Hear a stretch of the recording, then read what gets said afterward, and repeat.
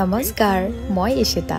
আশা কৰো সকলো ভালেই আছে এটো হল মোৰ জীৱনৰ প্ৰথমটো গাৰ্লছ ট্ৰিপ আৰু মোৰ প্ৰথমটো মিনি ব্লগ সিএমএ পাস কৰি মই বনিলো কৰ্পোৰেট মজদুৰি কৰা এগৰাকী ইন্ডিপেন্ডেন্ট নাৰী যেহেতু মোৰ ক্লায়েন্ট দুবাই হয় বিহু পূজাত আমি ছুটি নেপাও এই কাৰণে ঈদৰ বন্ধতে প্ল্যান কৰিলো আমাৰ ট্ৰেইন জাৰ্নি ষ্টাৰ্ট হল মুম্বাইৰ পৰা ৰাজকোট তাৰ পৰা বাছত সোমনাথ ৰাজকোট পৰা প্ৰাইভেট গাড়ীত গলে ৩-৪ ঘণ্টাতে পাইগে কিন্তু হস্তাত পাই বস্তাত ভৰাব গৈ আমাৰ বাছতেই লাগিল ৬-৭ ঘণ্টা পাই আগত গলো শ্ৰী চন্দ্ৰপ্ৰভু স্বামী জৈন মন্দিৰত সোমনাথ মন্দিৰৰ ভিতৰত ফোন এলাউ নকৰে যেহেতু বাহিৰৰ ভিউই দেখাইছো এয়া হল পুৰণা সোমনাথ মন্দিৰ হৰ হৰ মহাদেৱ